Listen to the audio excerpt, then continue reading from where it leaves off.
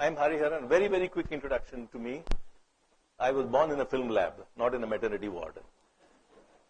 You see, my dad was retired as the vice president of Eastman Kodak. So I spent a lot of time in film laboratories, sound recording studios, and it was inevitable that I had to land up at the FTII to learn film direction. And that was in 1976. Then from that day onwards, it's been a very long journey. With 8 feature films and 350 documentaries. Apart from that, I have taught across the world, and teaching has been my passion. So from University of Pennsylvania to Mahindra, Ecole, Centrale, it's been a very long journey for me, and I thought this would be a great occasion to share some of my concerns of cinema. So there are many areas. So one particular area that I'm fascinated about, whose cinema is this? What is the cinema that we are watching? So it's more a kind of epistemological look at cinema. How do we actually attend this idea problem? Who is watching this film? And how are we watching these films? These are some of the questions I will be asking from a very theoretical level and also moving on to some political levels and contemporary, what we call as areas of popular culture. Right? So when I say whose cinema is this anyway, it all could mean whose India is this anyway? You see, whose India is this? Whose citizen am I anyway? So, for example, my great-grandfather comes from Palakkad. He was a landholder. Then my grandfather moved on to Burma. My father was born in Burma. He was virtually a Burmese till he was 19 years old. And he had to run away during the Second World War and take refuge in Bangalore. Then he studied filmmaking in Bangalore, and then he moves on to Bombay to make his, bread and butter. And that's where I am born. So, I am an ex-Palakkadi, moved to Burma, to Bangalore, to Bombay. And that's where I do all my education. And then I meet up my wife there, my partner, and together we move on to Chennai. And when you come to Chennai, and some people ask me, where are you from? I said, I really don't know where am I from. I'm half Burmese, but everybody says I am Palakkad. I'm a Palakkad. I don't even know what it is. So just to decide that, I decided to take a trip to Palakkad and see how it looks like. But I had nobody there, nobody clue, and I think my confused identity changed the heart of the left-wing government there, an atheist left-wing government. They called it God's own country. So it's God's own country. Whose India is this anyway? It's God's own country. So let me quickly say, what are we really looking at? That I feel that when you talk about cinema, and anything connects to cinema, it's locked inside a triangle. So what is this triangle? Essentially the language of moving visuals accompanied by sound. This everybody knows. This is all we see, moving images, and there is some sound that comes along with it. But it becomes meaningful only when it is seen as locked within these three corners. So cinema does not belong just to the filmmaker. In fact, one of my arguments that I will lead up to is that cinema does not have an author at all. In fact, I am a film director and I have made so many feature films, but I dare not call myself the author of these films in the same way that, say, somebody like Salman Rushdie calls himself an author. There is no way that I can call myself an author of a movie in the same breath. So what are the three corners? The first is storytelling. There is a whole long storytelling tradition, and when a story is told, we will try to explore that a little more. Who is telling these stories? And how are these stories being told? Then there is film technology, a hugely, very, very huge area of, apprehension. You don't even know what you're making sometimes. You come to a location, you get a camera, you have never seen that camera before. And you say, whose camera is this? I've never operated this before. But somebody says, don't worry, we will make it. And the film is made. A lens is, put, we don't know what the lens is about, but we make it. So there is a presence of technology which is so huge, so huge. And next is spectatorship. So let me quickly run you through these three triangles. Let me go at the first to technology. What is this technology that is?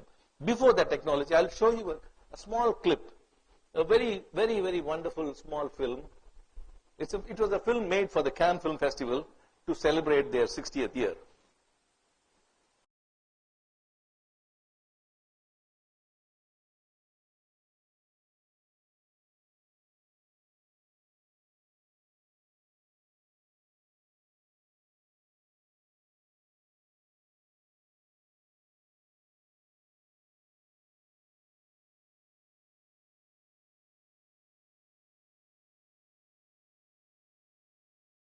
those who are cineasts would have heard of Chen Kaige, who made some phenomenal Chinese movies.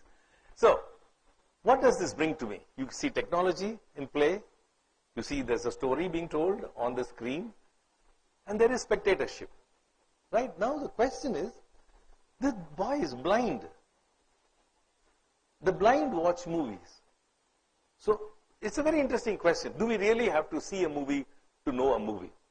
How many of us say that, oh yes, I've seen the film, but actually we have just seen the poster of those films, and we claim that we have seen these films. We seem to make up a story just watching banners and posters. How does it happen? How do we watch movies? So, let me go to technology. Let me attack this area of technology. You see how skillful these kids were, the power goes off and they put a dynamo and then they run a projector. They run the projector. Anything can be done. What in India we call a jugaad, Right? They do it regularly. So is cinema a long piece of jugaad? So let me go to the guru. The guru is Thomas Alva Edison. Thomas Alva Edison was one of the first people to say, let's make motion picture. Let's do moving images. And he comes up with something called the kinetoscope. See, the kinetoscope is a bioscope. You can see how he's watching in this film. This comes out way back in 1890. But this is not called cinema.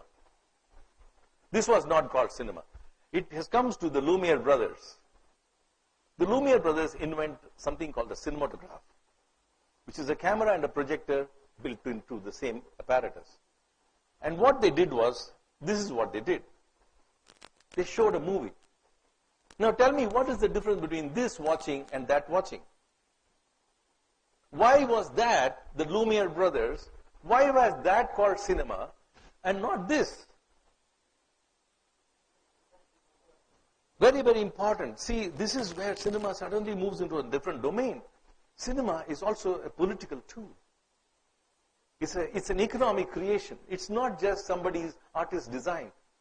This is a democratic viewing, where a group of people watch one image. Spectatorship suddenly becomes very important in order to call it cinema in the first place. This is also moving images, but this cannot be seen by a group. This got seen by a group, and therefore this got called cinema. See how technology is connected to spectatorship. I cannot say it is just enough to make a film, It has to be seen, and who is seeing it, and how they are seeing it becomes as important. Let me move to the next area. This is 1895. Now, what is the origin of modernity? This is where it is. I want you to make a very important understanding, look into how cinema came to the Western world and how it came to us. We are today the world's largest consumer of moving images. We make the maximum number of feature films. We have the maximum number of theaters. We sell 4.4 billion tickets. It's amazing. And yet, our origins are so different from the Western world. Just understand how it came to the Western world. When it was shown in Lyon in 1895, this is 1890, the Eiffel Tower is built already. And this was how Paris looked like. Very, very bustling metropolis with traffic, with automobiles running on the road. When it came to India in 1896, this was only big structure built at that time, the Victoria Terminus, a giant mausoleum kind of a building, Bombay had no electricity at that time. No electricity. Everything was run by coal engine and generator. And this is where the film was shown, at the Watson's Hotel. And the first film that was shown in Watson's Hotel was run by a generator. There was no power. And from the Watson's Hotel, this is the site you could see. This is what you could see, an empty road, just a few colonial buildings. Cinema came here at a time when modernity has already come. This is how it is New York, 1895. Traffic jams, bustling working class population. This is what cinema was all about. Born in the throes of modernity. And what does modernity mean? Working class. What does working class do? They go on strike. This is strike 1895. They're going on strike. Next, metro rails have arrived. Commuting, working class is as important. Next, telephone, communication. Those are all pictures from 1895. Everything has arrived and consumerism arrives. 1895, Coca-Cola is available in America. 1895. Look at how I refer to cinema not just merely as a technology, but for me, it's also a great invention. The first flying has happened by Lilienthal in 1890. Cinema is the bridesmaid of capitalism. Here comes the first sound projector. By 1929, the sound projector has come. That's Metro Goldwyn Mayer shooting the first Lion's Roar by 1929. And then comes tinted color. Color images have already started coming. And there is the first color film. By 1932, the first color film has arrived. Advertising has arrived. This is 1935, LaSalle Chevrolet, distinctive beauty. And 1935, standard of quality, Wrigley's chewing gums. Look at this. Everything has come. And there's Channel 5, perfumes left to right. All this cinema, you see, is the greatest seducer of the audience to the virtues of capitalism. Come. So cinema is not just merely entertainment, but it's also seducing you. It's a pervert kind of a medium. It says, come, make love to me. I'm here. It seduces you. It seduces the whole image. So it's not just storytelling. It's beyond storytelling now. And at that time, I have to ask this question, do we really see films?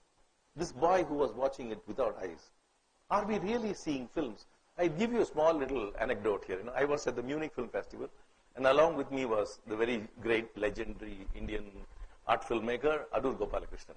So Adur and I were watching this film at about 8:30 in the morning, very early screening. Adur had probably gone late to see it.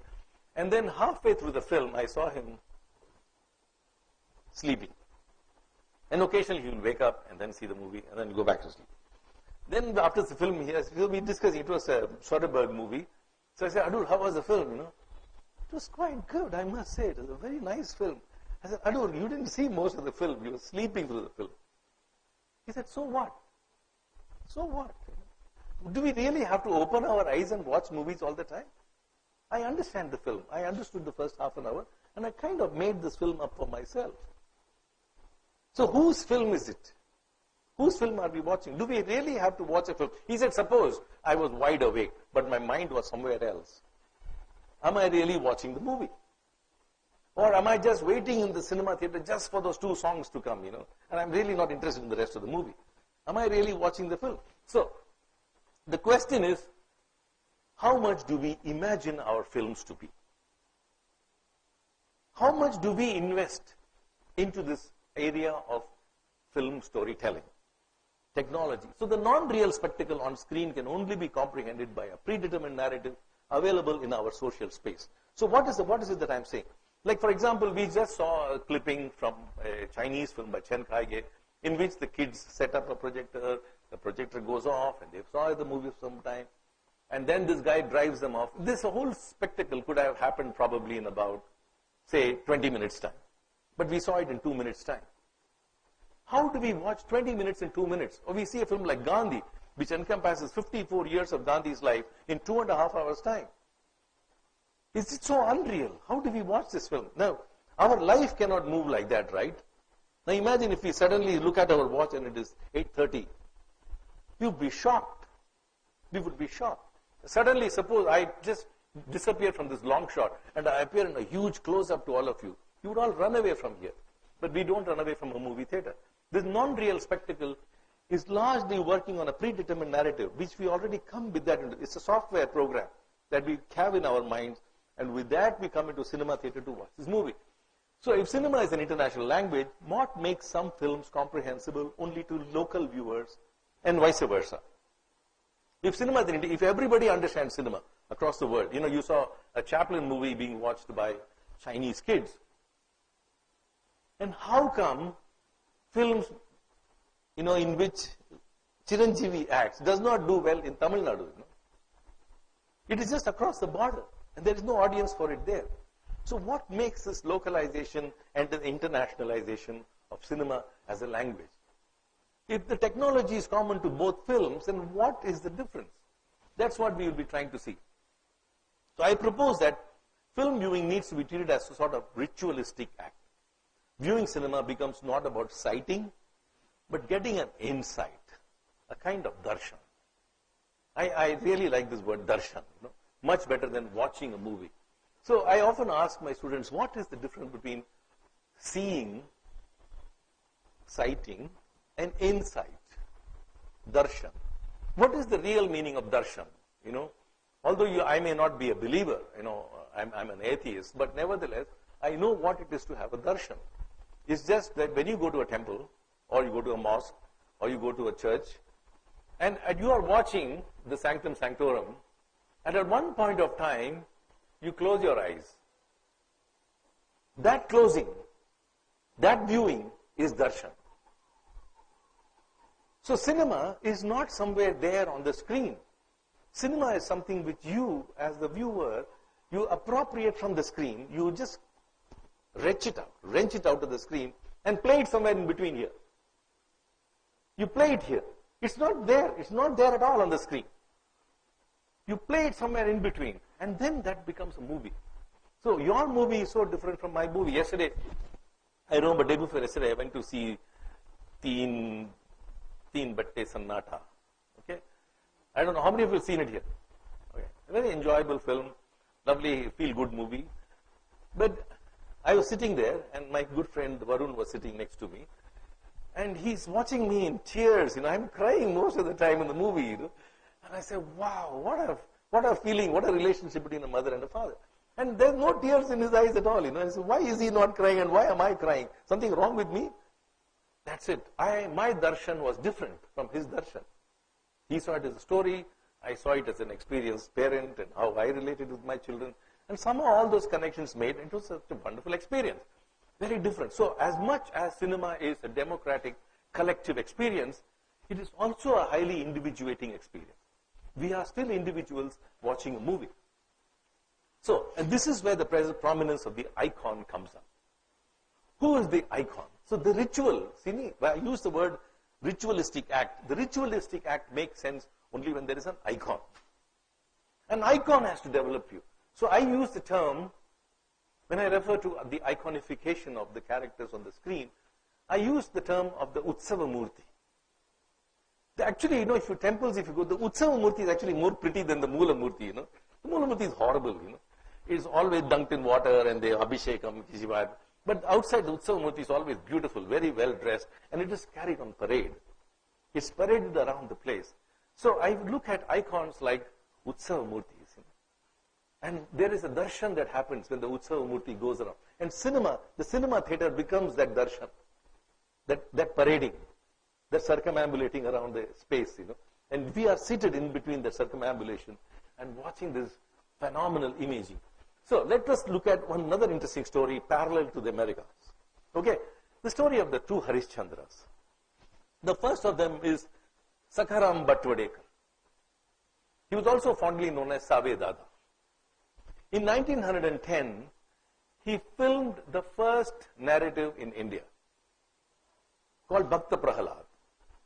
He did the first feature film, a full 70-minute long film called Bhakta Prahalad. Silent movie, of course, 1910 or 1911. He done this film, but he does not get the credit of being the first filmmaker. It goes to Raja Harishchandra by Dada Saheb Phalke. So you see, now there is another twist to the story. There's another twist to the story here, as different from the story of Edison versus Lumiere. This is a different twist. See, Dada Saheb Phalke actually put up this set, selected actors, directed a frame, got people to act and cut. Right? He went through the motions of a storyteller. Whereas Save Dada parked the camera in front of a performance and filmed the play.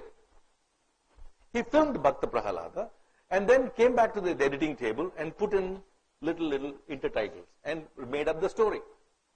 Now that is not considered our first film. But actually, technologically speaking, that is our first film. That is our first film. This is not, Dada Saheb Phalke comes later. But now, the storyteller comes into picture. So, first was the story of technology, now the storyteller taking prominence. So, we decided to honor Dada Saheb Phalke. And this iconification continues further. And what do we watch?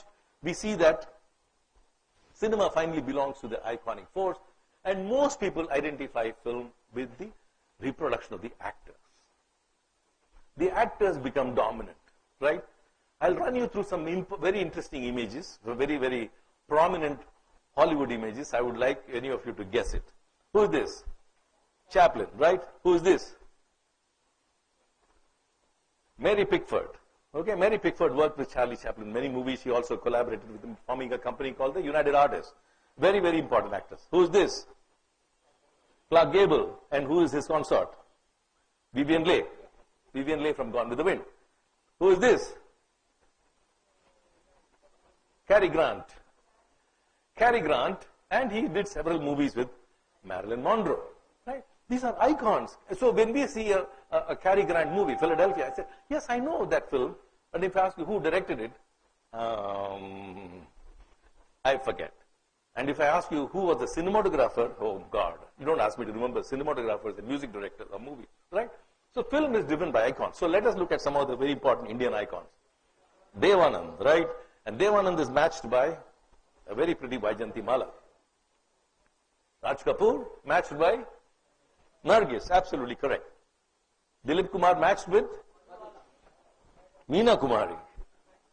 They were the tragic thespians, the tragic thespians. So they married. Madhubala, of course, in Mughal-e-Azam, no doubt about it. Okay? N.G. Ramachandran, right? Who's matched with Jayalalitha. Wow. See how we already know, we know the history of cinema like this. We don't have to study too much. Okay, Shivaji Ganeshan matched with Savitri. No doubt about it. Amazing.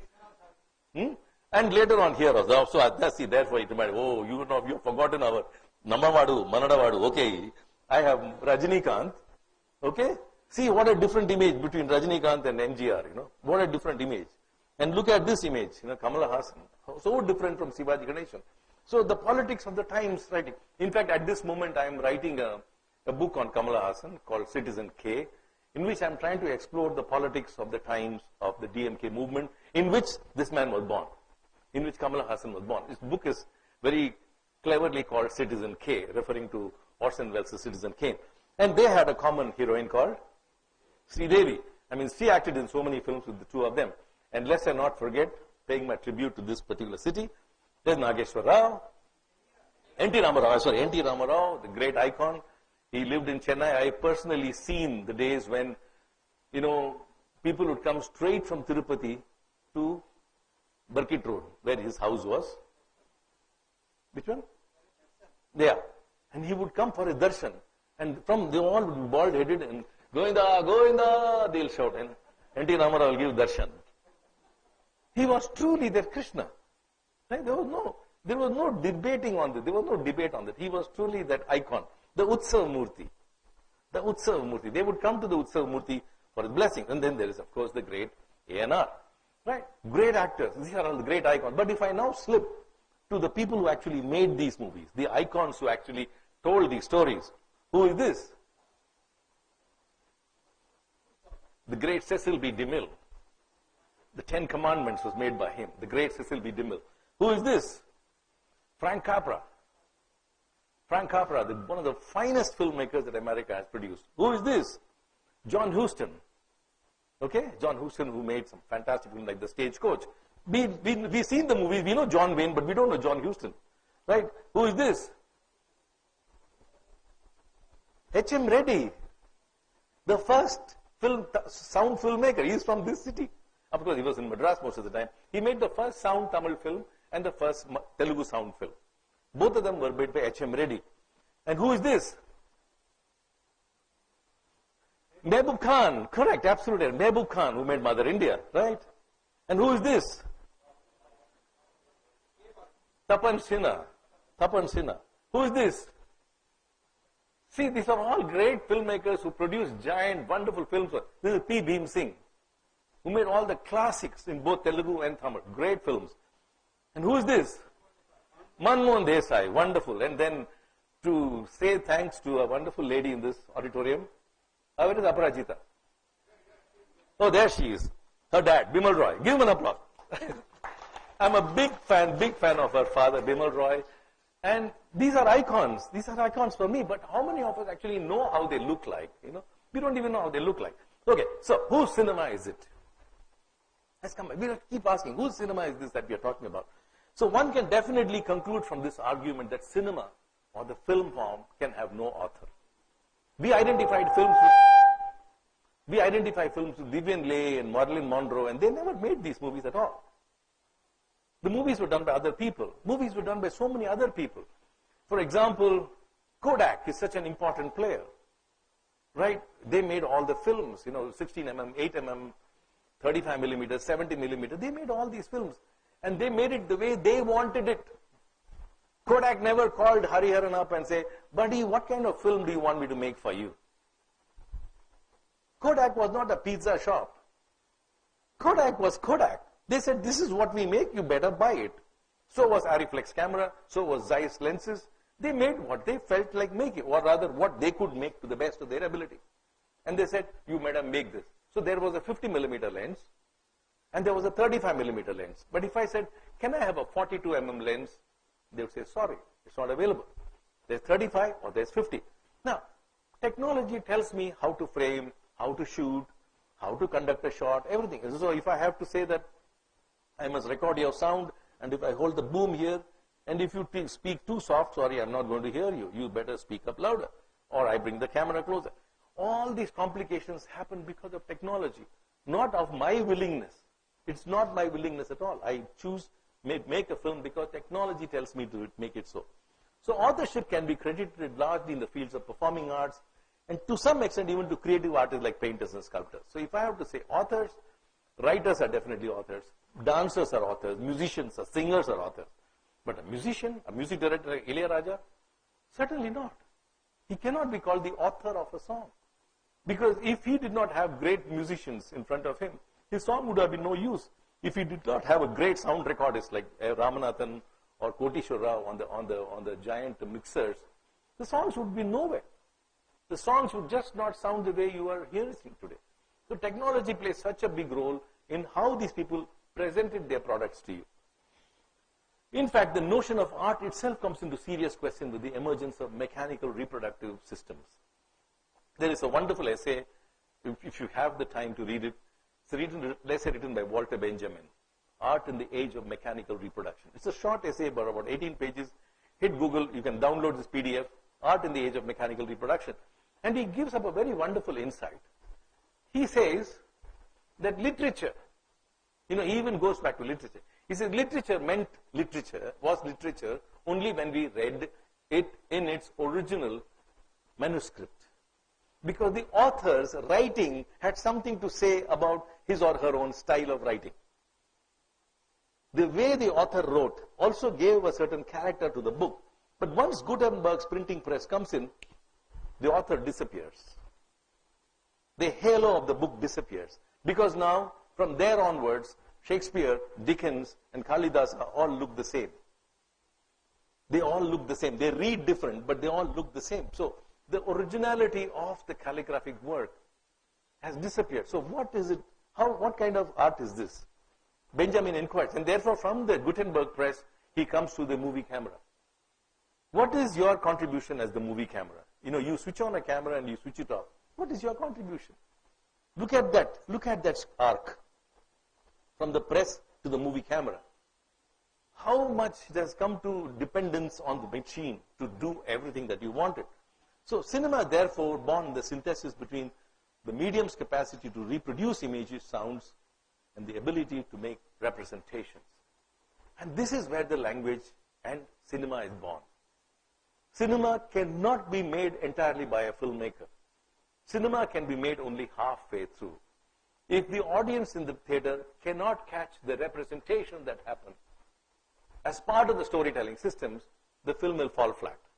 So quite often you would find that, oh, this film is so boring, this film is so difficult, why can't they make simpler films? Well, we often condemn art cinema like that. But then the point is, how much effort have you made to come forward and say, okay, I am trying to grasp with the language of this film. So representation. So what is reproduction? Why am I making such an important thing about reproducing images? You see, that is its first commitment. Technology's first commitment is for a concept called verisimilitude. What does verisimilitude mean? In very local parlance, it means same to same. It looks exactly like how I watched it. You see, I am seeing it exactly like the way I saw it. So it is this reproducing and what I watched. There seems to be an enormous connection. And therefore, this lens, the important thing about reproducing images was a device called the lens. The lens never existed very long before. And the lens came only during a very critical period in civilization. And when did you think the lens came? A very critical period in our civilization. It comes during the Renaissance. It comes during the Renaissance. It did not exist before that. And why did it come during the Renaissance? Because of a serious problem that the Italian and the whole European nations had with Turkey. The Ottoman Empire put an embargo on spices. And these guys had no spices, and they had to look around the world. Now, in order to charter the high seas, they needed to have a telescope. So the lens did not come for making movies. The lens came for survival. And therefore, these guys had to carry this huge telescope and the theodolite on the seas to find out whether this sea did not stop here. You know, the Europeans believed the earth was flat. Yeah. It took a long time for them to get Copernicus and Galileo thinking that, hey, the earth is actually round. They took this so that they wouldn't slip off the ground and fall off a cliff, you know. So, Vasco da Gama, Christopher Columbus, they used it. So they called this lens, in Latin, it is called l'objectif. The objective, which means it tells you the objective. And therefore, objectivity and truth have made a connection for themselves. So, when I say it is an objective truth, I feel that I am telling the truth. There is no concept called subjective truth. There is no concept of subjective truth. So, the objectivity of cinema in terms of reproducing images is what we refer to largely as high fidelity, hi-fi. So, high fidelity means how close are you to the reproduction. And cinema's track from the days of the Lumiere brothers till Zubowski making Revenant, you know, it's all about that distinct verisimilitude. When Zubowski wanted to shoot Revenant, he wanted to make you feel the cold of that winter, the horrible, nasty winter. He wants to make you feel that. He does not want to go and show it in a studio. But he wants you to feel that coldness and your fingers virtually getting numb. He wants you to feel that. And therefore he puts himself into great distress. How many of you saw Revenant here? Yeah, my God, thank you. I mean, that's a film which makes you feel that coldness of the country, right? That is verisimilitude. But at the same time, it's also representations. It is telling something else. An image tells something else. It has a different meaning. So when two shots come together, it represents something else. So this is a meaning-making process that is so fascinating. So now I come to the world of storytelling. What is the storytelling that we are talking about? Okay, so far we saw the technology at work. Now, who are the storytellers in a movie? Is it just the film director? No. There are so many people. First of all, there are people who write the dialogues for the film. Okay, and dialogue plays such an important part of the movie. I'm sure you will remember that in a certain time in history, there used to be records sold of dialogues, you know. You need not actually go and see Sholay. You can hear it on a record. And you can sit at home and listen to the soundtrack of that movie and kind of guess what that movie was all about. Dialogues were very, very important. And of course, there were acting coaches who gave the gestures. They would say, at this time, you lift your hand only this much. Don't go this much. Or lift your hand here. There are gestures somebody is doing that acting coaching.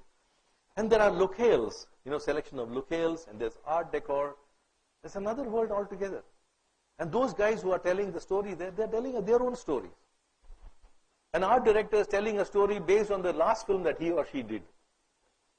You see, I've gone to some sets, you know, the AVM studios, and they would go to a set in which one film has already been shot. Okay, and in that, the pillars are all like this. Okay, like slightly triangular shape.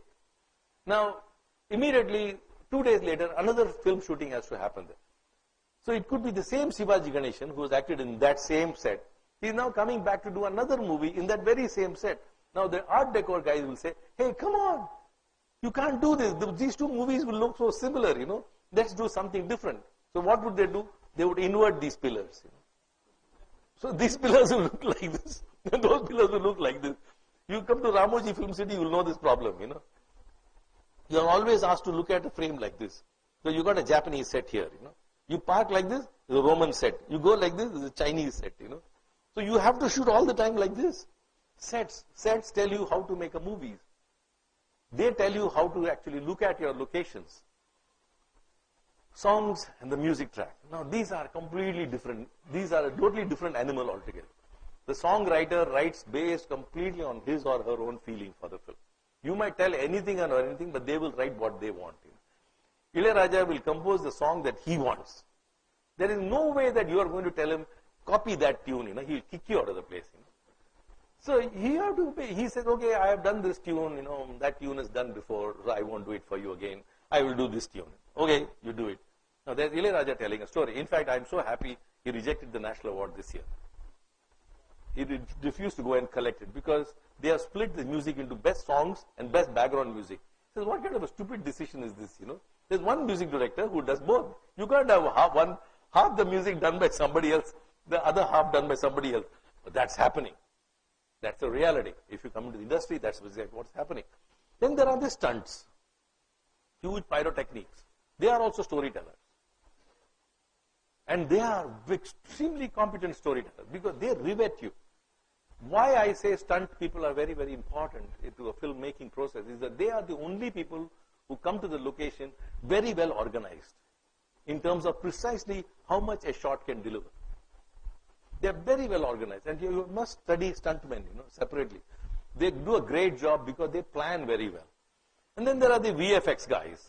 I mean, look at a film like Star Wars, There are 500 people behind the camera, all doing special effects. And you can't expect the director to go and talk to each one of them and tell them what he or she wants. They do it. So the VFX guys are telling their own stories about their competence, about themselves. And then there are the costumers. Costumes tell their own stories. I'll give you a very, very wonderful instance, about costumers. How costumes can make a completely different story altogether. There is this very famous series called Saas Bhi Kabhi Bahu Thi. I'm sure all of you heard of it. Okay, right. Now, Saas Bhi Kabhi Bahu Thi, one of the reasons why lots of people watch that series is because of the varieties of costumes that the women wear in it. There's so many kinds of saris, so many kinds of earrings and nose rings and tattoos and, bindis. So many different types they wear. And each of them is sponsored by some shop or the other, So people watch this. The woman will be crying away to glory, and you are actually watching, wow, where is that earring? I've never seen that before, Right? Now, a very interesting guy in New Jersey decided to make money out of this. So he bought a bunch of episodes of Saas Bhi Kabhi Bahu Thi, put it on his website, and he says, shop on this Saas Bhi Kabhi Bahu Thi. So you can actually go on a little screen and see, and they would have a little mark for the earring, You want this? This $12. She's crying away to glory, and this is $12. Okay, I want that. I want this bindi. I want this sari. I want this blouse. They're clicking on costumes and buying it. The series was not made for that at all. But storytellers do that. Storytellers can tell a story with anything. There's makeup. And one of the guys who does amazing makeup is my good friend Kamala Hassan. Kamala Hassan, half his story is done on the kind of makeup that he does. He chooses a makeup and then writes a story for that makeup. Okay, I can do this little guy. Okay, let me write a story for this. I can do this old man, old woman. Let me write a story for this. Why not? Why not? There's storytelling here also. I'm just trying. Ingenuity of cinema is so fascinating. And then there is choreography. My God, what a huge area this is. Imagine Indian cinema without choreographers. We would be dead. We would all be dead if we didn't see these dances. And huge changes have been made. From the days of, the old Kanayalals and Birju Maharajas to today's Farah Khan. Such a huge sea changes happened in the world of choreography, telling stories. And we think that cinema is all about screenplay writing. No, that's one of the elements. The screenplay, according to me, is just one of the elements. And any ambitious screenplay writers here, please think about it. Your screenplay is just one of the elements within a larger gamut of storytellers.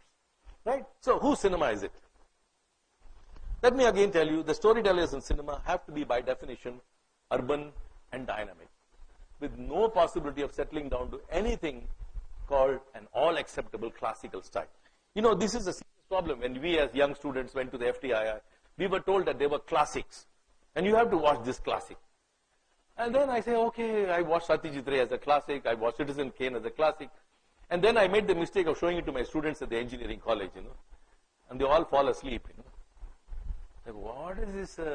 Why did they make films in black and white? Were they so poor? I said, no, that was the film available at that time. For them, black and white is a disease on the screen, you know. They cannot watch black and white films. It's over. So you got to show color films to them. Now, what is classical style, you know? What is accepting that this film is a classic? Well, among ourselves, so-called erudite scholars and cineasts and aficionados, we could say, okay, we can backslap each other. Machan, this is a classic. This is a great classic. Outside this room, it makes no sense. It makes classic because cinema is a dynamic art. It keeps changing constantly. Some of the things I saw in Neil Bhatte Sonata, I could not even think of doing when I was a young boy. I could not think of doing where they will cut suddenly in between a conversation. They will just chop off 4 frames, you know. So it will be like this and tack it's like this. You know, how did they do that? You know, you shouldn't do that. You can't do that. That's not allowed. You know, it's like cheating on a cricket match. You know, no, but they do it. They do it, and it's acceptable, perfectly acceptable. Jump cuts are so perfectly acceptable. So storytellers in cinema are like modern shamans who had to constantly upgrade their modern mythologies to redefine the changing zones of conflicts and resolutions. Okay, I'm now bringing to another very different world, the connecting between the storyteller and the shaman. Who are the shamans? The shamans are what we call as soothsayers.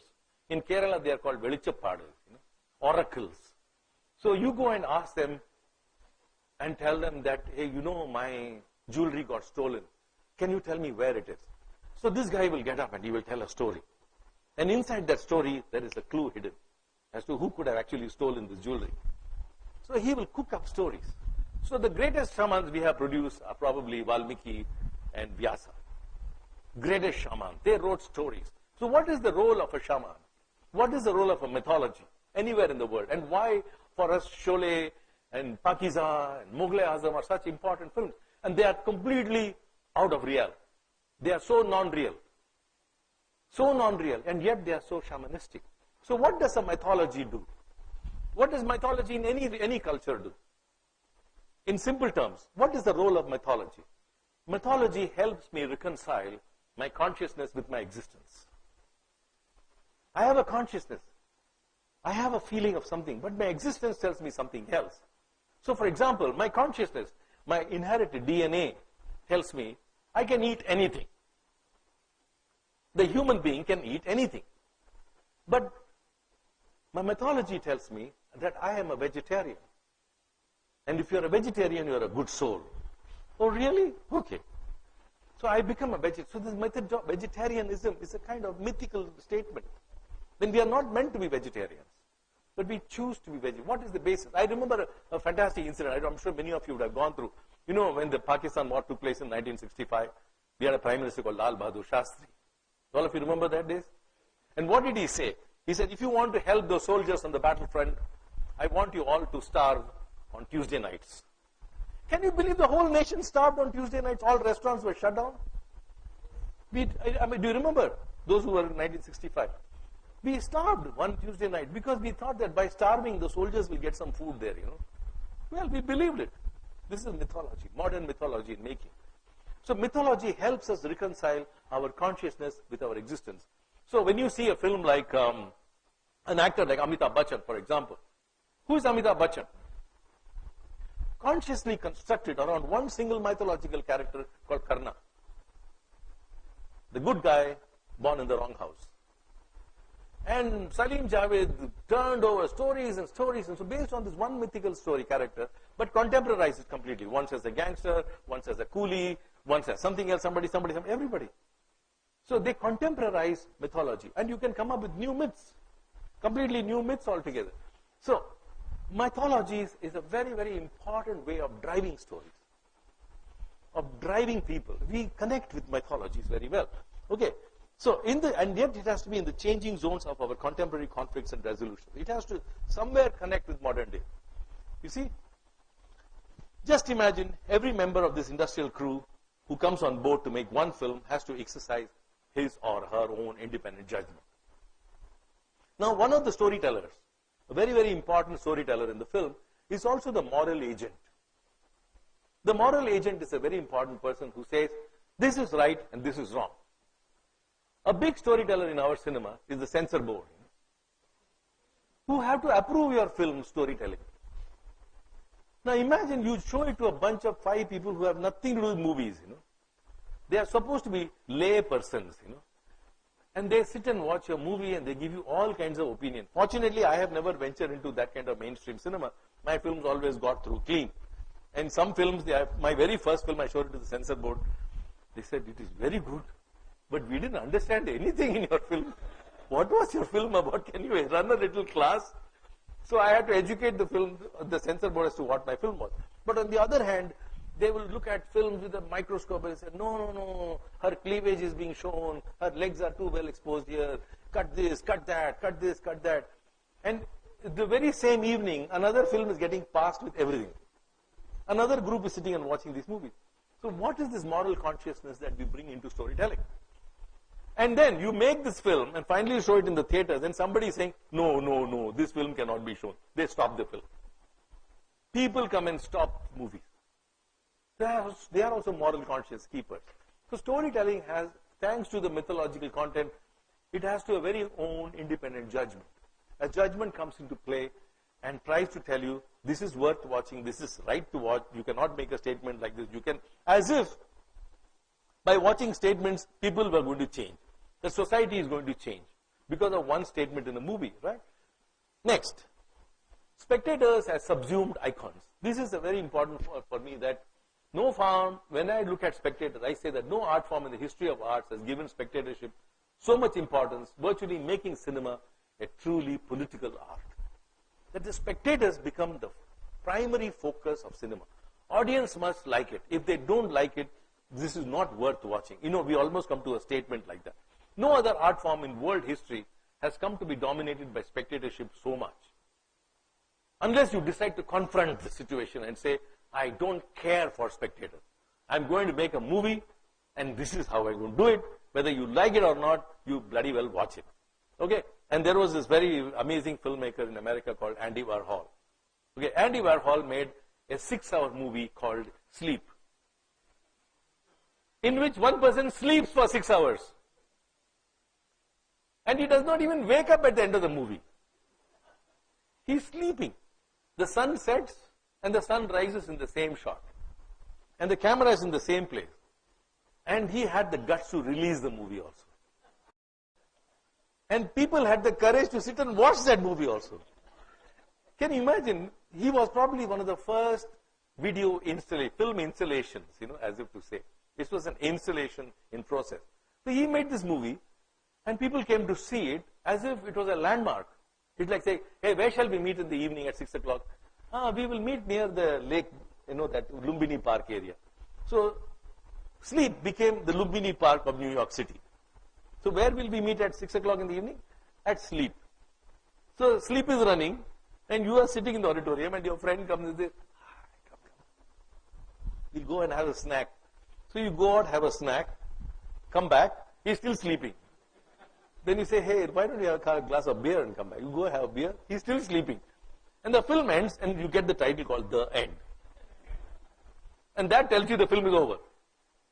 Right? Now, just to defy this process that I don't care about the spectator, you can make a movie like this, but not everybody can make a movie. Even the most art filmmaking type person would always like to have spectators watch his film.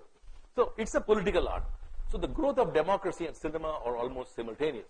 And therefore what I watch, if you study cinema across the world, you find that monarchies and dictatorships don't see much cinematic process. You don't see any movie coming out of Saudi Arabia, for example. You don't see any movie coming out of Oman.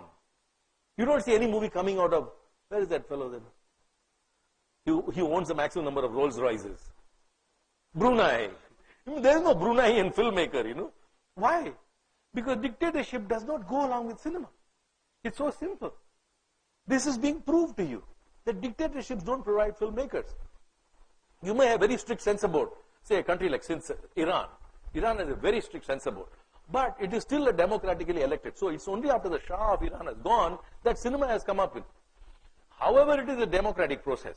You see, now if you will say that yes, communist system, yes, it's a different kind of a democratic process. People are elected, but they may be from the same party. However, it is important to know that democracies and cinema always go together, and dictatorships don't actually provide filmmakers. You might have rebel filmmakers who came out of countries like Argentina and Bolivia. They were rebels. They made films and ran away out of the country to show their problems to us. But that's a different kettle of fish. And in India, the freedom movement and the rise of cinema coincided, producing mythology as subversive imagination. This is another freak thing that happens to our country. Very, very freak thing. That cinema and our freedom movement come together. And so whether the filmmakers were actually committed to the freedom process or not, they had to pay some tribute to Gandhi. They had to pay some tribute to Nehru and Maulana Azad and Sardar Patel. They had to do it. So somewhere in the script writing, so they would do a film like King Vidura or Bhakta Prahalada, or even a film like Jagadala Pratapan, an AVM movie, a mythological, a fantasy movie. And in that fantasy movie, you will hear a Bharati song, a Subramanya Bharati song, And you say, what is a Subramanya Bharati song doing in a fantasy movie? But it is paying obeisance to the freedom movement. So whether you liked it or not, whether the filmmaker liked it or not, the audience saw Harishchandra as Gandhi. They saw Rama as Nehru. They created their own stories. They referred to these intertextually, and they created their own myths. But more than that, cinematic experience brought together diversity as never before. The diversity of cinema is just amazing. That Indian cinema theaters were the first time in the history of India that people from different communities, different religions, different castes, different genders, different occupations, all sat together in one row.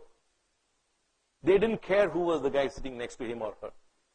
Cinema theater was the first uniter. And then only comes the Indian Army.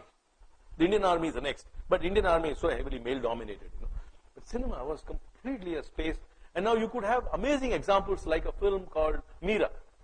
Right? Now Meera is about a Rajasthani poetess enacted by Subbalakshmi and made by an American guy called Duncan, Ellis R. Duncan, an American. And the camera band is Jitendra Bhattacharya from Calcutta. 5 different groups come to make one film about a Rajasthani poetess, and this film has got not a single Rajasthani crew member in it. And it's about Rajasthan. These kinds of things could be possible only in cinema. I would like to show you one clip here, which is one of my favorite clips, from a film called Subramaniapuram. How many of you have seen Subramaniapuram here? Okay. Now, this is one particular scene which always fascinates me, and I have to show this to you.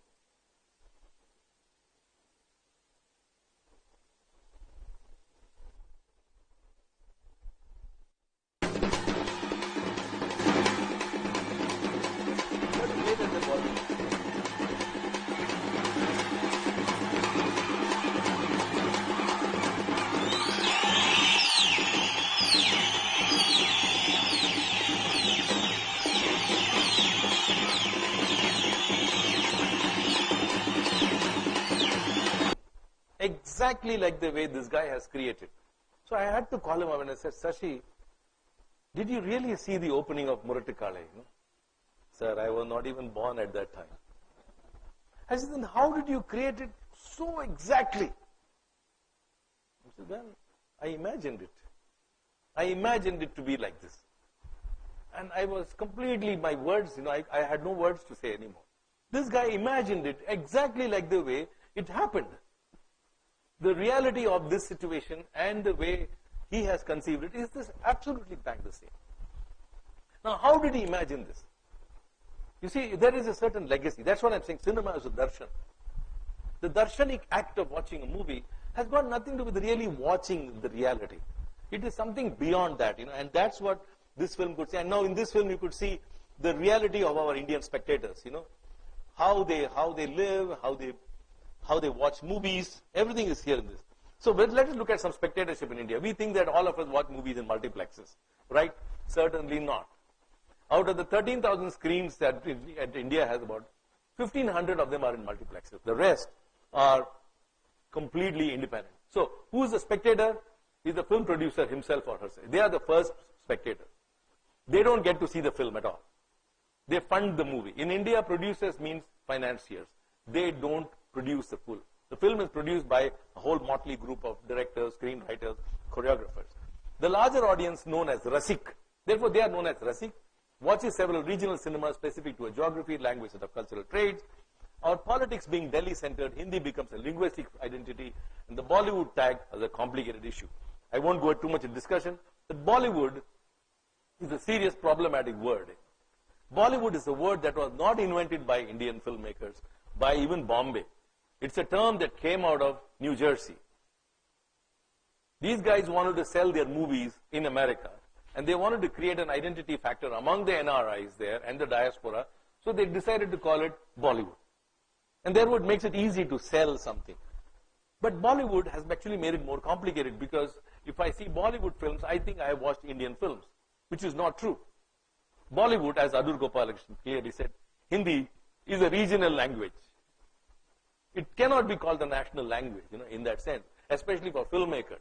It cannot be a national language. It could be okay for governmental offices, but not for people and filmmakers, right? So, post-independent, the Madras film, this is another whole chapter. I'm just giving you some glimpses that the Madras film industry set the trends for Indian cinema. The Madras film industry also made Tamil films. This has to be very, very clearly understood. That the Madras presidency had much greater resources, much greater industries, much greater potential to produce films, right? Because it had lots of people there. It had people from the so-called Karnataka area, from Andhra area, from Tamil Nadu and Kerala. They were all around Madras because it was the best big trading hub. And therefore, it could have so many facilities. So, AVM studios and Vijayavahini studios produced films in all the Indian languages. And this did not happen in Mehboob Khan studios. It did not happen in Raj Kapoor studios. Raj Kapoor produced Hindi films, and that's it. But AVM studios produce everything in all languages. L.B. Prasad produced films in all languages.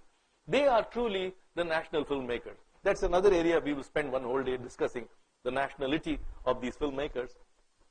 The South Indian audience account for about 2/3 of the total Indian spectatorship, and majority number of theaters of the 13,000 cinema houses in this country, 13,000, 6,500 are just in these 4 southern states. So you can imagine the amount of film activity that happens in these 4 southern states.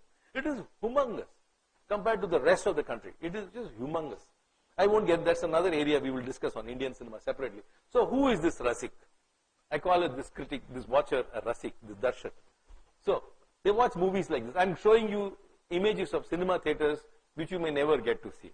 This is in small towns in Bihar, showing a film called Gurkha Paltan. This is another area in Uttar Pradesh, Nishat. This is Calcutta, in remote Purnia, in West Bengal. This is how theaters are like. This is somewhere in Uttar Pradesh, showing Vishwarupam, the Hindi version. And this is Durga, I don't know which area this is. And this is our own Devi, and Bahubali. Look at the crowds. Look at this huge crowds. It's almost like a Tirupati, It's like Tirupati. I don't see any difference between watching this icon called Bahubali and watching that icon called Balaji, They are the same. And this is another typical top angle of a cinema theater in Bombay, from a roof. And now this theater is very, very interesting. It's an iconic cinema theater. Can you guess the most iconic cinema theater in the country? A place called Maratha Mandir. Okay, Maratha Mandir has had the unique delight of showing Dilwale Dulhaniya Jayenge for 20 years. 1009 weeks. Can you believe 1009 weeks? Imagine how many number of ushers must have come and gone, And it is a sight. They go to Mahalakshmi temple, next they will go to Dilwale Dulhaniya. Next darshan is of Shah Rukh Khan and Kar. And so when the last show was held in the 1009th week, they got Shah Rukh Khan and Kajal again for that screening. 20 years later, see what has happened to them.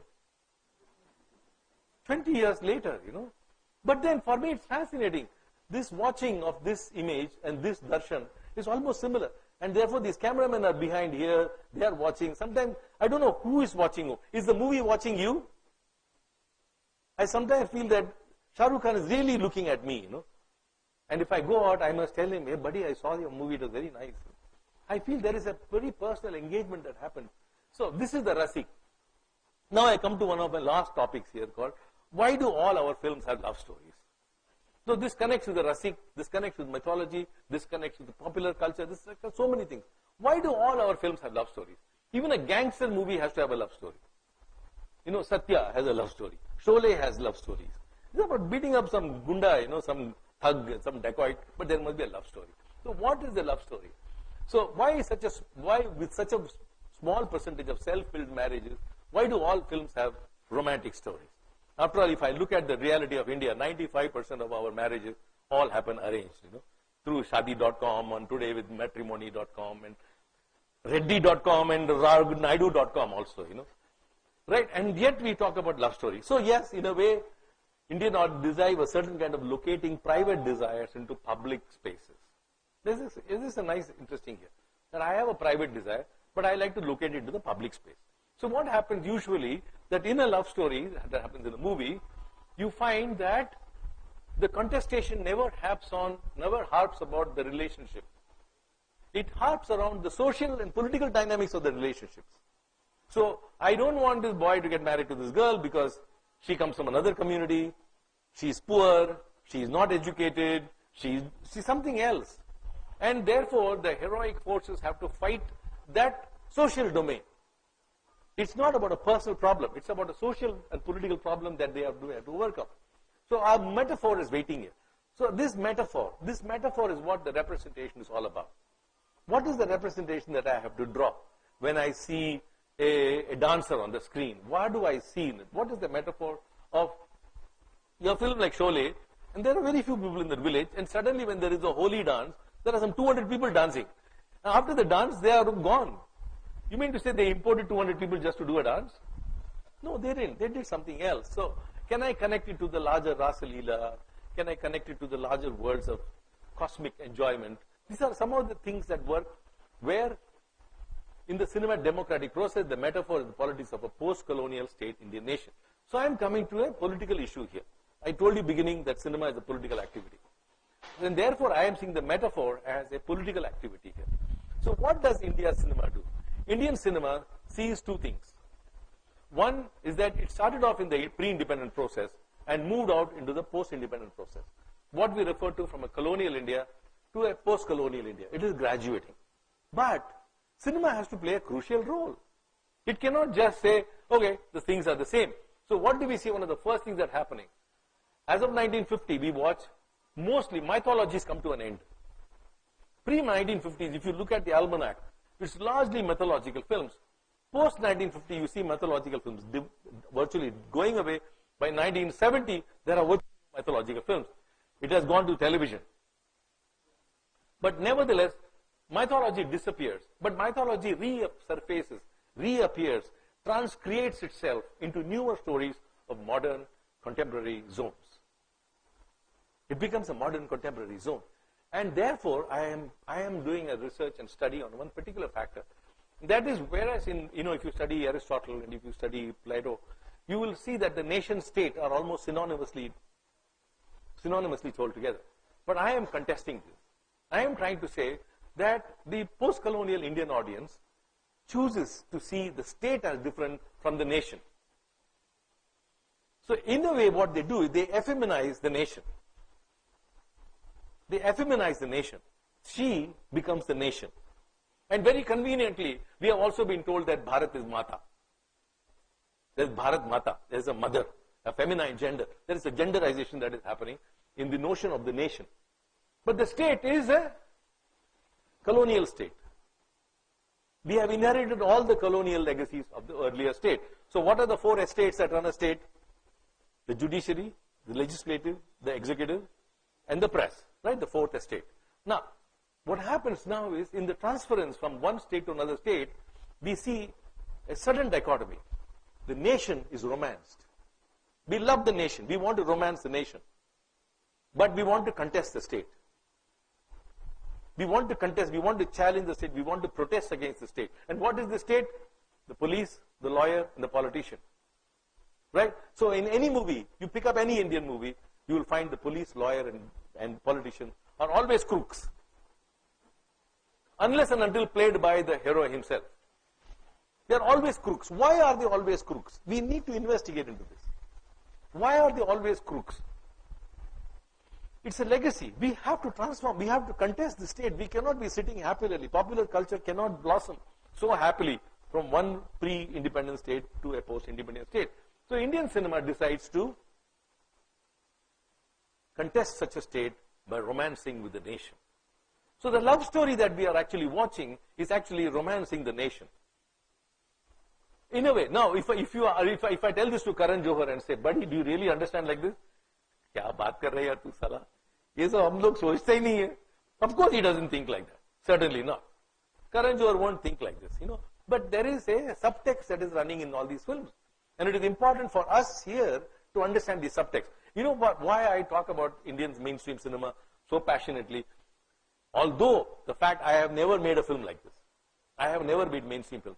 It is simply because as a theoretician, as a scholar, when I pick up books on world cinema, across the world, I feel that out of 300 pages, there will be 6 pages devoted to Indian cinema. And we are the world's biggest filmmaking country. Damn it. And there are only 6 pages for us. And out of the 6 pages, 3 pages will be Satyajit Ray. I mean, a good friend, a great guru of mine, I studied a lot from him, but 3 pages to Ray, and the rest 3 pages, one of them will go to Shyam Benegal and Mrinal Sen, and the rest will be, somewhere there will be Bollywood cinema. So which means that we need to study Indian cinema, mainstream cinema, in far more depth. And all of us have to do it. And I can do only this much because I am also a practicing filmmaker and a teacher.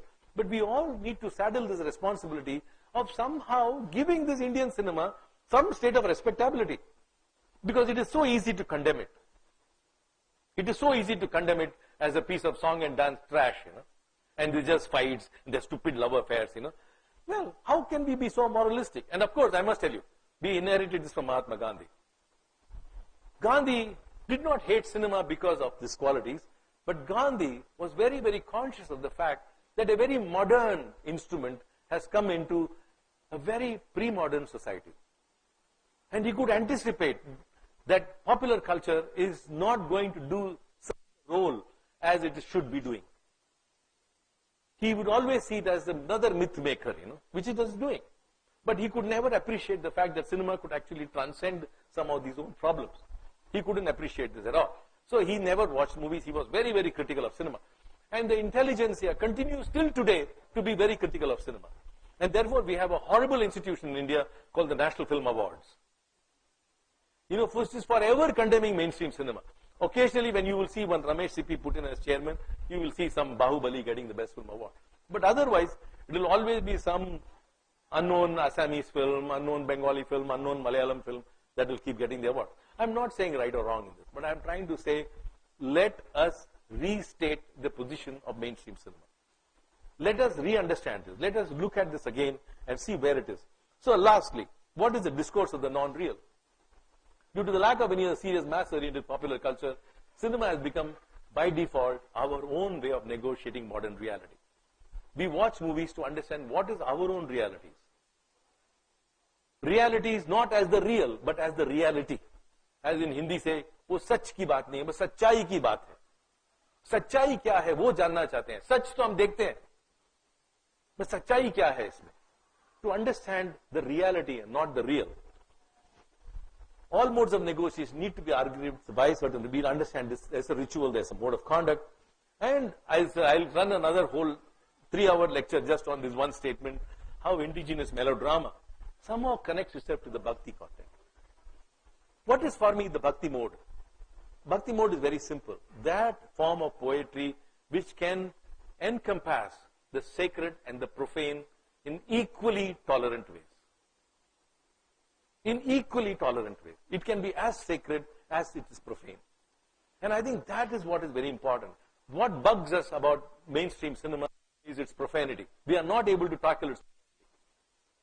We are not able to see it in the kind of tolerant manner as we can see the profanity in Andal's poems, in Annamacharya's poems. We are able to tolerate it in bhakti poetry, but not in mainstream cinema. So I feel that somewhere people like screenplay writers like Salim Javed, they are the modern bhakti poets. And we need to re-understand it, reorient this context, and see how to look at these people. They are very, very creative, very talented people. This allows us to see our own reality in more truthful ways, where life is not about law, but justice, not about policing, but protection, not about ruling, but about the absence of good governance. That for me is very important. It's not about, but we are lamenting the fact of the absence of good governance. We don't care who rules, but good governance is important. And somehow in the film you will see all the time, it's about the three estates. It's about the three estates. How should the three estates conduct themselves? But they are not told like docudramas. They are not told like documentary films or message films. But somewhere in these, you need to pick up the subtext.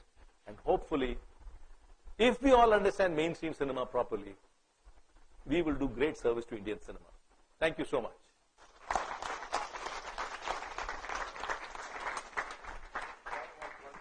Thank you. Thank you. Thank you.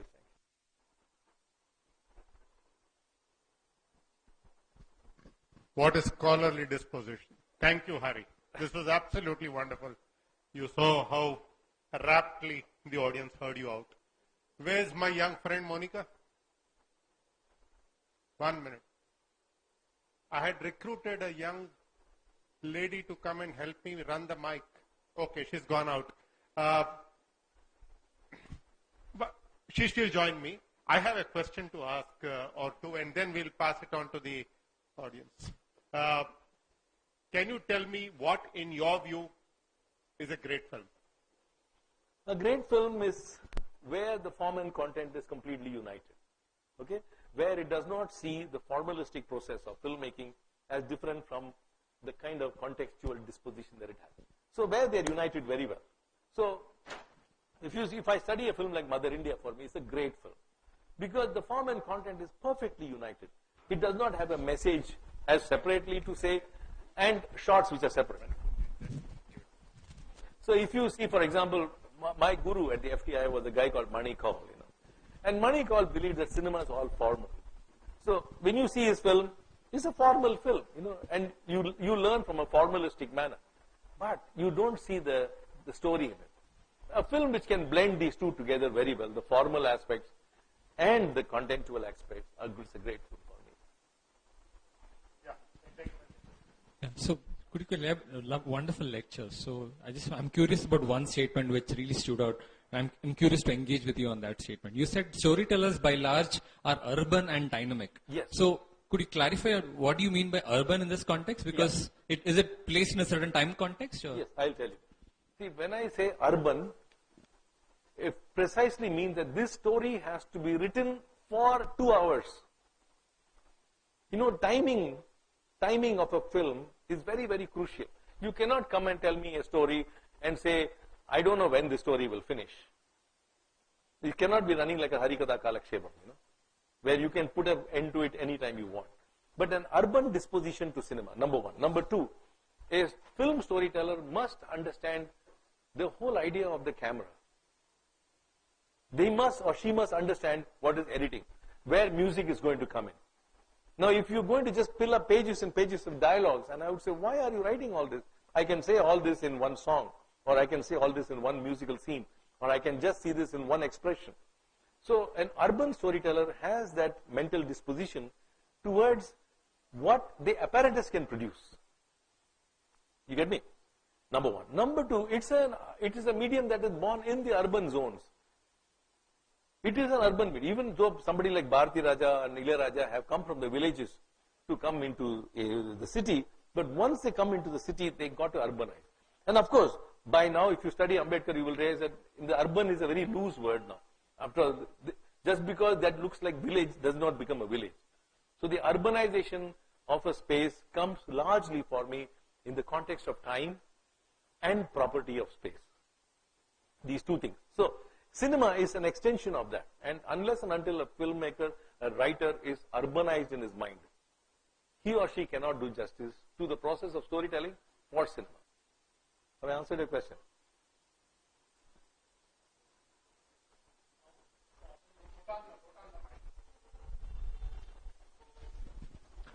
How formal education is important to become a filmmaker? How many?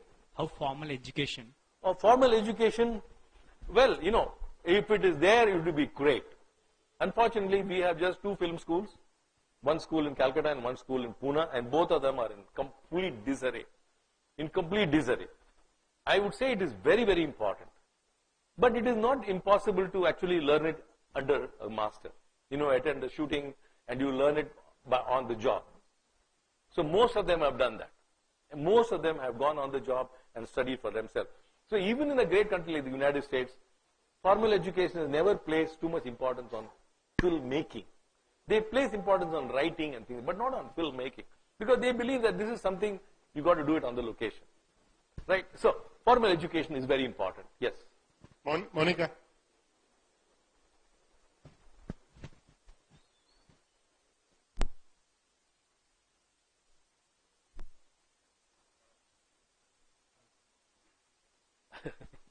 Yeah. Technology. Yeah. Thank you for the wonderful lecture. What do you think about movie encroaching the space of other arts of storytelling? Is it happening, or do you think?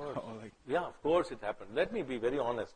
Definitely after the coming of cinema, certainly the conventional areas of, the smaller play, the smaller Bail Nataka, the smaller Yakshagana, the Kathakali, they all got marginalized. But that is how in the bullock art has got marginalized by the car and the bus. So in the same sense that all modernity will try to marginalize the older forms of existence. But then, let me say, in India, one of the great things that happened was that why did the Indian first talkie film, Alam Ara, had 20 songs, The answer is very simple. Their talents are there. There are talented people who can sing, and therefore you put them into the movie. So every film industry works with the talent that is available. And to that extent, Indian cinema has borrowed a lot from these talents of the smaller marginal performers. It has borrowed a lot from them. But yes, in the bigger sense, it has marginalized them and thrown them out of gear. Yes. It is, in fact, in continuation with both the questions. Actually, it is in continuation with what he said. See, I personally feel now you must be, of course, conversant with the youngsters learning more and more about filmmaking and loving and looking at the film in a different context than the previous filmmakers that Yes, yes. Is it that you feel instinctively that the methodology with which the film learning is taught to us is not in the true sense taken? Though technically it is very essential. Written. No, not in the formal education is a must. Yes, yes. But are we really losing the Indian? Oh, the Indianness. See, from the context of the real learning. Yeah. I mean, I'm not the technical one has to learn. See, by default, all the pictures that I showed you of all our heroes were all in suits, except for N.T. Raman. They were all dressed in suits. So I do not see that just because somebody is dressed in a suit becomes Western. Right. I think the context, the problems are important. So the problems of in the space that you are living here is more important. If you see a film like Mother India, what is it? It is about a woman saying, why don't we go back to farming? But that's a very broad method. But I'm looking at it, many more statements in it as to how Mother India manages to take a whole mythology of the Devis of India, goddess trinities, and then she migrates from the state of Radha to the state of Sita to the state of Shakti. Now, Mehboob Khan never thought of it like this. But instinctively in their scripts, they work these structures inside. So I am not at all, as I told you in the beginning, that cinema cannot lock itself into any classical disposition. It will keep changing. So I am progressive that I will see, Hum Aapke Hain Kaun equally as valid as Mother India was at that time, or a modern, very, very modern film like, say, Chennai Express, having its own, because I'll tell you something. Although I have never made films like this, I am a serious believer of one simple factor, that if a film does well at the box office, there must be something to study in it. There must be something to study in it. You may not like that film at all. There is something to study in it. You must go because it is This guy was elected democratically, that's all, you know. So nobody forces you to watch a movie and nobody forces you to make that movie in this country. We are in fact an extremely democratic zone. Very, very important, very quick byline for you, that our cinema is completely out of the corporate zone also. Most Indian films are produced by Indian producers, independent producers, with money in their purses, not in stock exchanges. So that makes a huge difference, you know, that you cannot run movies like the way Ola and Uber is being driven, you know. Ola and Uber is unreal. How can this cab driver keep getting paid $200 per trip, although it's a 90 rupee trip, you know? Even the cab driver doesn't understand. I asked him, how do they, मेरे को मालूम नहीं साहब इन लोगों को पैसा कहाँ से आता? This is not Ola and Uber. This is hard-earned money, people's money that is being put inside. So, I think it's very important to understand that. Have I answered your question? To the next. Okay. Yeah, it's a long debate. We'll go on. Hari, but besides being the most democratic place, it's also the most secular place. Not one movie is ever made with people representing one community. Yeah, it has to have the widest spectrum of contributors. No doubt. I don't think there is any other world in which 4 Muslim actors dominate Bollywood. You know? And don't tell me it is not being watched by BJP. You know? They are all watching them. And they are all seeing them as Hindu characters, but they are all Muslim. It's great. I mean, Mother India is a classic example. Look at it. There's Nargis, Hebu Khan, Faridun Irani, the cameraman, Majur Sultan Puri, the writer, and Naushad, the music director. 5 Muslims come together to make the quintessential Indian movie called Mother India. Right? It's amazing. Now, therefore, it's a very, as you correctly said, it's an extremely secular space. Lady there.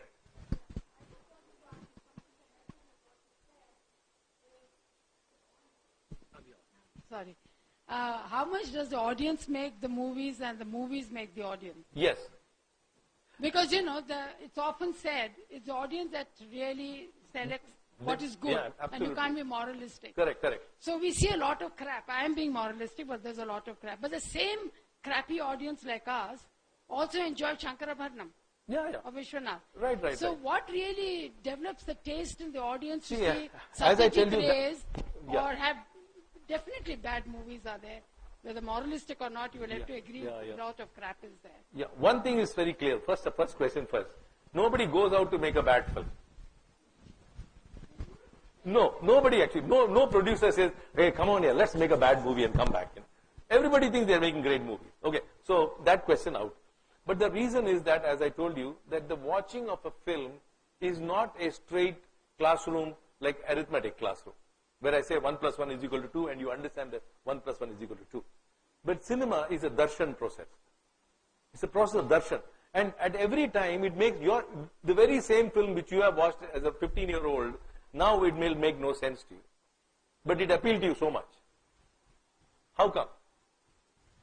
How come a film which was completely your heart throb, you know, now you say, oh my God, really? I watched this movie? We change. Forget audiences.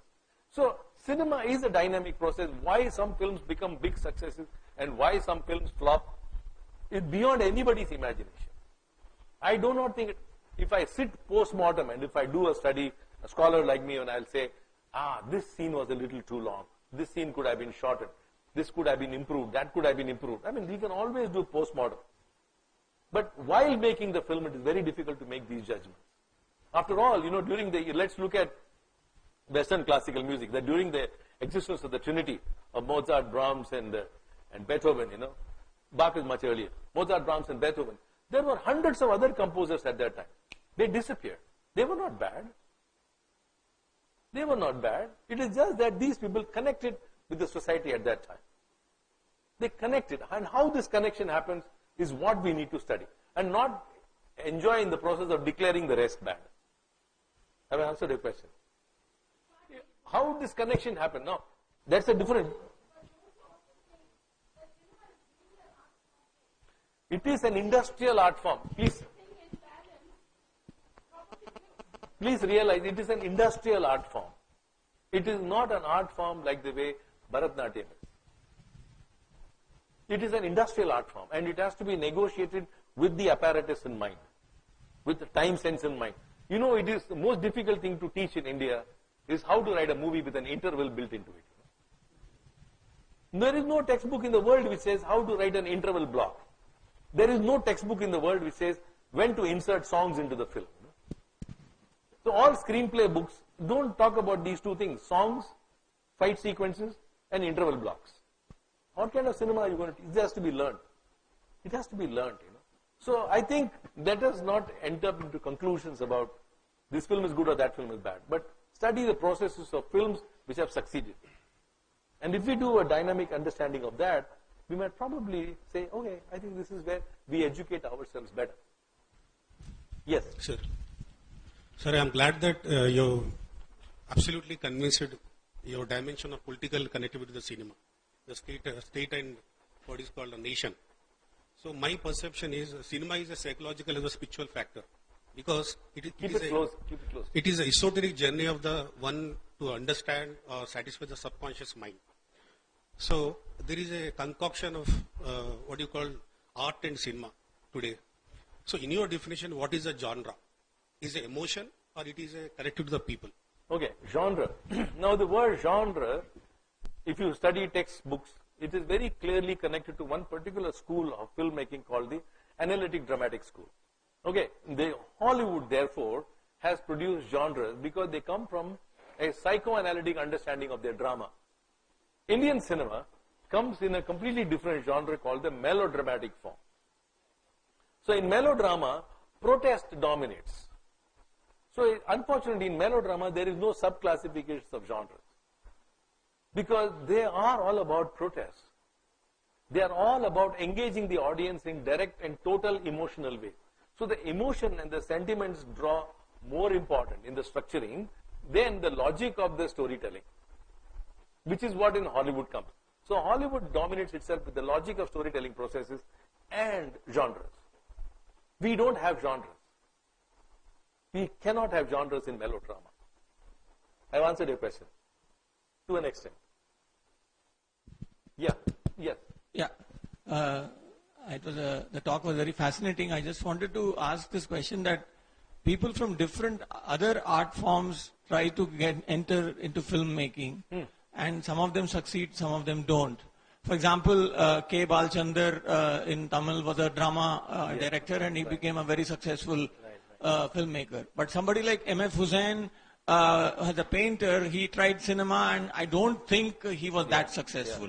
So why one art form people can succeed and others don't? I am completely of the belief that every filmmaker has to be multi-talented.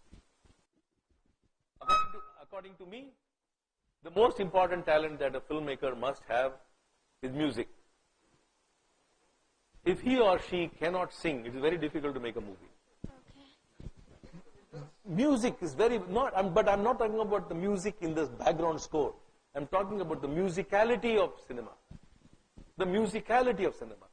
In my understanding, cinema is largely based on its rhythmic structure and how well you conduct the rhythm of the film.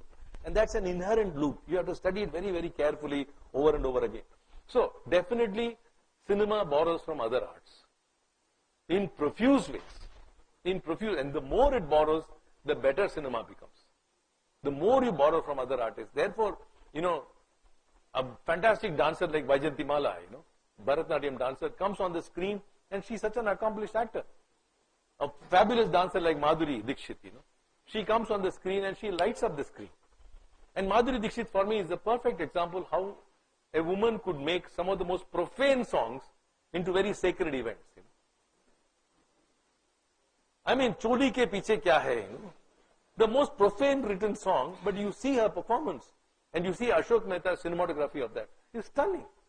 Absolutely stunning work, and Ashok Mehta is a genius of a cinematographer. Subhash Ghai just put the two together, Madhuri and Ashok Mehta, and the rest is magic. They did it. They did that song. It's eminently watchable. Although if you hear it, you say, my God, whoever wrote these lyrics? So the sacred and the profane come in very different ways, come together in different ways to make cinema a worthwhile watching experience. Sir, yes. Here. Hi. So I have certain comments on the statement you made that we have to respect mainstream cinema. For simple fact that mainstream cinema is only driven by a single myopic view on profits. On profits. Okay. Right? So that is actually driving mainstream cinema into a lot of small kingdoms with dynasties in all the major languages. Okay. So my question is, what do you actually define as a mainstream cinema in a country that is as diverse as India? Okay, I'll tell you. See, the answer is very simple. Your first definition that all films are driven by the motive of profit is untrue. Completely untrue. Because 85% of our films are disasters. And this is a traditionally proven record that if you enter into the movie industry, you should be, it is like the JEE exam. How many of you know JEE exam?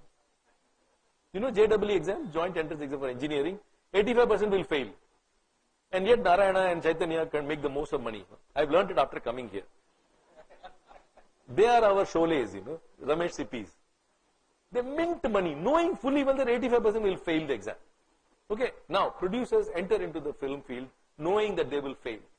So the first question that they are all making profit is not true. Is not true at all. Number one. Number two, to answer your second question, which is what is mainstream cinema all about?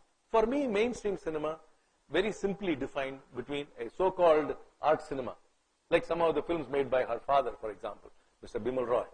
When you see Mr. Bimal Roy's work and when you see the films of, say, Pawan Kalyan, you will realize that there are lots of people working into one Pawan Kalyan film. The director is one of the contributors into the work. It is dependent on a lot of people. A huge teamwork is involved in making of Mother India or making of Star Wars or the making of, so many of these mainstream movies. Whereas in the art film, if you see my films, you will realize that, this seems to be Hariharan's vision. That's all the difference is. And the answer is very simple. I cannot afford to have Ilayaraja. I cannot afford Kamal Haasan. I cannot afford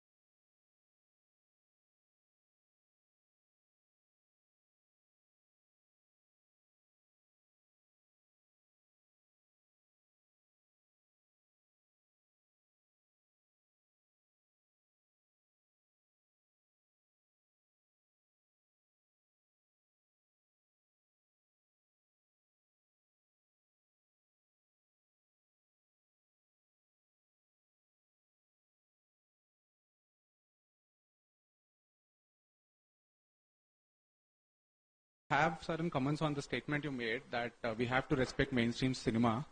The simple fact that mainstream cinema is only driven by a single myopic view on profits. On profits. Okay. Right? So that is actually driving mainstream cinema into a lot of small kingdoms with dynasties in all the major languages. Okay. So my question is, what do you actually define as a mainstream cinema in a country that is as diverse as India? Okay, I'll tell you. See, the answer is very simple.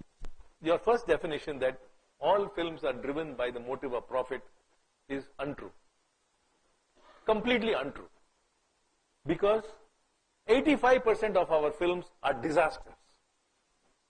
And this is a traditionally proven record that if you enter into the movie industry, you should be, it is like the JEE exam. How many of you know JEE exam? You know JEE exam, joint entrance exam for engineering, 85% will fail. And yet Narayana and Chaitanya can make the most of money. I've learned it after coming here. They are our Sholes, Ramesh Sippis. They mint money, knowing fully well that 85% will fail the exam. Okay, now producers enter into the film field knowing that they will fail. So the first question that they are all making profit is not true. Is not true at all. Number one. Number two, to answer your second question, which is what is mainstream cinema all about? For me, mainstream cinema, very simply defined between a so-called art cinema, like some of the films made by her father, for example, Mr. Bimal Roy. When you see Mr. Bimal Roy's work and when you see the films of, say, Pawan Kalyan, you will realize that there are lots of people working into one Pawan Kalyan film. The director is one of the contributors into the work. It is dependent on a lot of people. A huge teamwork is involved in making of Mother India or making of Star Wars or the making of, so many of these mainstream movies. Whereas in the art film, if you see my films, you will realize that, this seems to be Hariharan's vision. That's all the difference is. And the answer is very simple. I cannot afford to have Ilayaraja. I cannot afford Kamal Haasan. I cannot afford Sabu Cyril. Although Sabu Cyril's first film was my film. But today I cannot even go near him. Right? Because they are expensive people and they work with big budget productions. So mainstream cinema by default is also a big budget production. So there is nothing to find fault with the film just because it is big budget. Right? Art cinemas or personal cinemas have a very smaller scope, like an Adur Gopalakrishnan film or a film like Neel Bante Sannata. It's a smaller scope and you have to appreciate it within that. Have I answered your question? Sir, I'm a television and film producer myself. My question is quite straight. I produced the cinema when I was age of 22, 23. And everyone knows how dynastical politics plays in the field of cinema, particularly in down south in Andhra Pradesh region. Now you're talking about so many screens, of 13,000 screens, and there's so many filmmakers who come out with people like us who have a passion for cinema and make cinema. Though we are from various professions, we just love for cinema. Now, are we only going to look at workshop heroes who've been seeing from the ages of 30? I'm seeing the same hero works for the last 30 years. I want to see new heroes. I want to see new filmmakers. I want to see new directors. Sadly, I'm coming from an industrial point of view. There's so many zillions of people, very talented people who come out making cinema. But because of the entire dynastical politics situation that we have, particularly down south, I don't know, Tamil Nadu is a much better scene.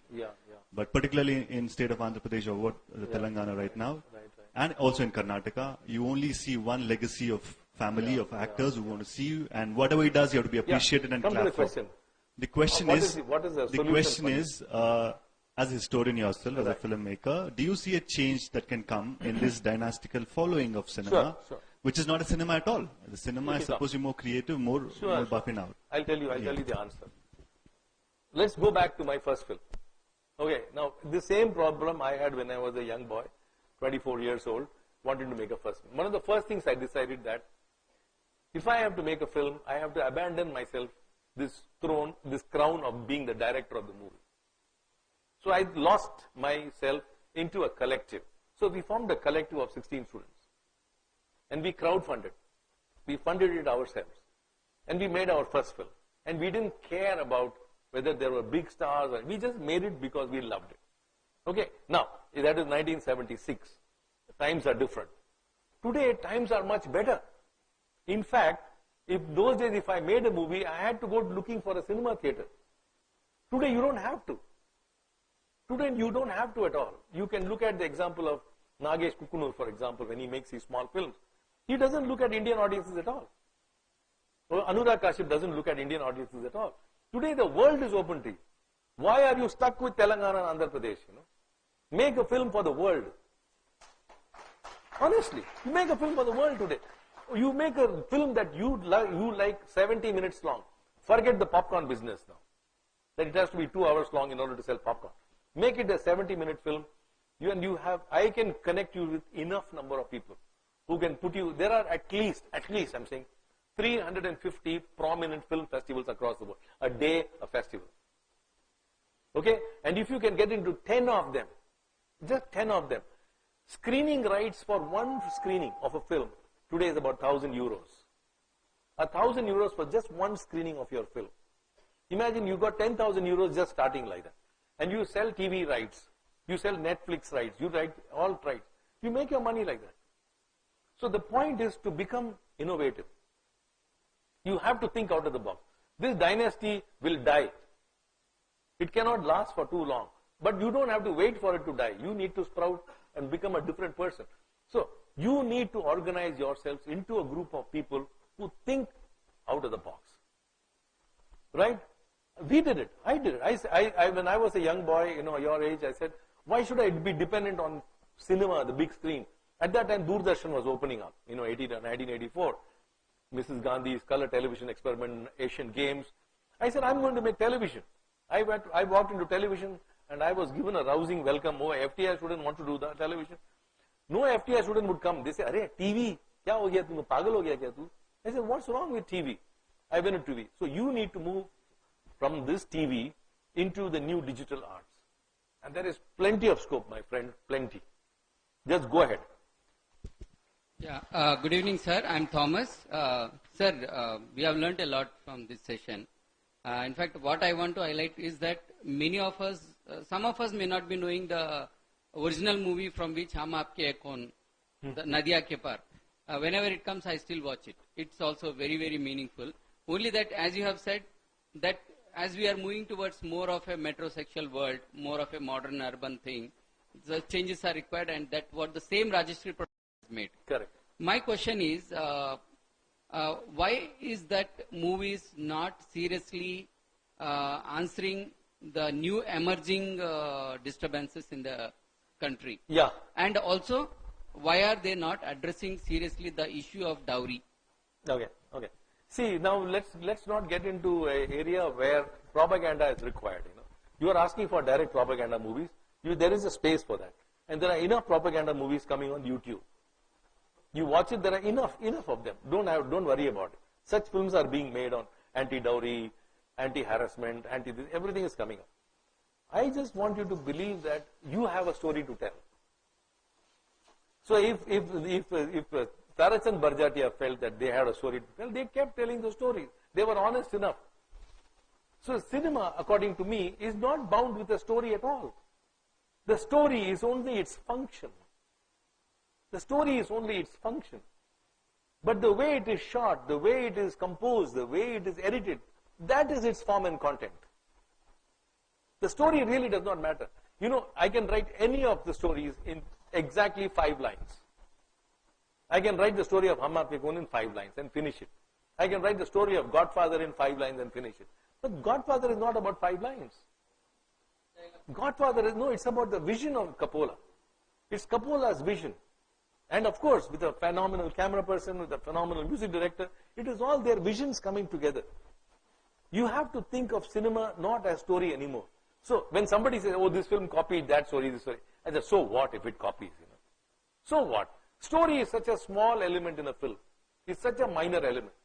Cinema is much beyond the story.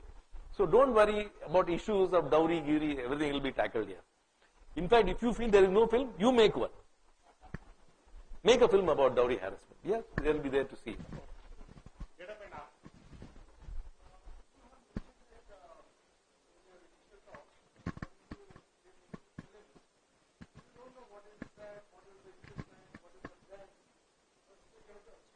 Yes.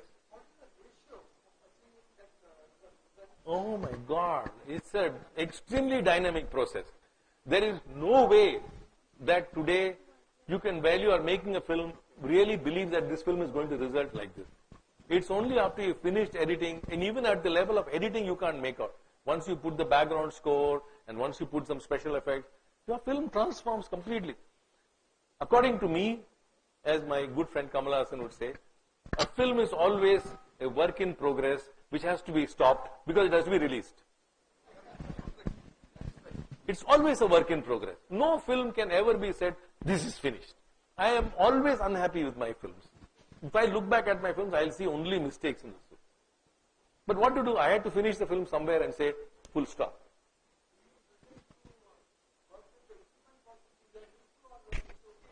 Well, many of the time you have no choice. You might want to shoot your film in big, Panasonic, Panavision cameras, but you will get one Chota reflex camera, make it. You make it. I remember Shyam Benegal doing an interview with Satyajit Ray and asked him about how did he conceive of some of the lenses in Patir Panchali. Right? And Satyajit Ray answered, I had no control on what camera would land on my set. Whatever camera arrived on that day, I would shoot with it. Because he shot on some weekends, and he would call up, I want one camera with this lens, this lens, this lens. He will order But will it turn up on the location? Something else will turn up. And you shot with whatever was available. So I don't think it is good to approach cinema with such prefabricated ideas. You have to be equally dynamic. It's a dynamic process, and we work with the dynamic effects.